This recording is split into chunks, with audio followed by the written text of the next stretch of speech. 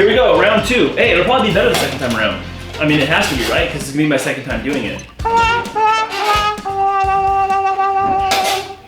Hi, Mortgage Heroes. Andy Cruz here in Business Development, and this is Monday Mortgage Minute.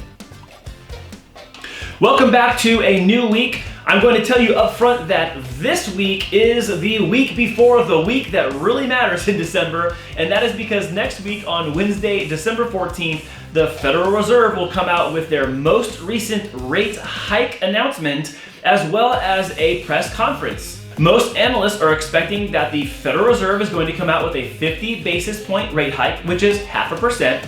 And the markets are already signaling that that's what they're expecting too. If it does come out at that exact number, it's going to bring a lot of confidence to the market that they've got the Fed figured out. But the question is, do we really? For all intents and purposes, the Fed is kind of stuck.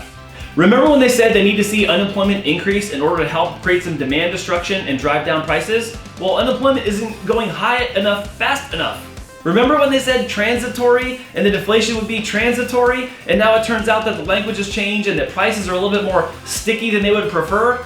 Remember when the JOLTS report, the job openings and labor turnover survey, was over 11 million for months, and then it dipped under 11 for 1 month and then back over 11? Now it's under 11 again. But why isn't it going lower? Why are there still so many jobs available in the market? And just a couple weeks ago, remember that the Black Friday online sales set a brand new record? Yeah, part of that is because prices are where they're at because they're a little bit stickier than everybody wants, but also stores are sending out product as much as they can, as hard as they can, all the time, and that is representative in that record being set. So we think that the Fed is in control of all these things, but there's some things that they're not in control of and their decision can't change at all. Two most recent cases of that are supply chain issues. You know, the Fed policy rate decision and their sentiment doesn't change how quickly boats come across the sea. And even when it comes to the railroad strike that we just most recently heard about, that has nothing to do with Fed policy directly, but it does bring goods across the country for all of us to go to stores and buy. So not everything in the market is contingent and reliant on the Fed's opinion and their decision. But the reason I'm bringing this up is because the mixture of all these things changes the reality that we face and what we're seeing day in and day out in the economy. So when we look at data and we review what does this mean, what's the direct impact or the indirect impact, what you see is that we're not yet where they want to be, but they are signaling that we might be getting close, and everyone is hoping that that's what comes out on December 14th. So next week's rate decision and press conference is probably going to forecast and set the pace for all of 2023, I would argue. Merry Christmas! Now this week there actually is not a lot going on because it's the week before the week that really matters. So until you get to Friday, there's really not a lot going on in the economic calendar. On Friday, we will get the PPI number, the Producer Price Index. That's the cost of products at the end before it goes to the retail side. And then we get the core PPI, which is the cost to produce those goods, excluding food and energy. And then finally, we get the preliminary consumer sentiment report, which again is going to show us how do we actually feel about this Black Friday record. Does the consumer feel good about where we're at and where we're going and how we're gonna get there? We'll find out on Friday. And what that means for rates is that they're probably gonna hover around this range that they're at now. They're off of the highs that we saw in October and November because of some statements that Jerome Powell made a couple weeks ago.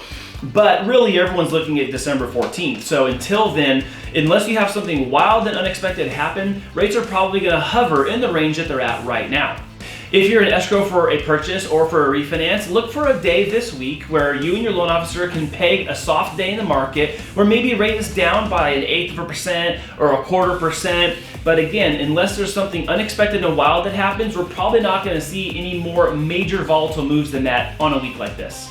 And for those of you who did not do your purchase or your refinance in 2022, but you know you have to do one in 2023, either because the conditions are such that you will have to, or it's in your plan, that is the conversation we want you to start now. Please reach out to your loan officer. You can call, email, text, you can send us a DM or leave a comment, and we'd love to talk to you today about how to plan for tomorrow. And as we do that, remember to share this video with people you know, love, and trust, who can benefit from being ahead of the curve when it comes to what's changing in mortgage and real estate. 2023 is going to be a unique year. Everyone is expecting that. And those who are going to win in 2023 are already preparing today to do so.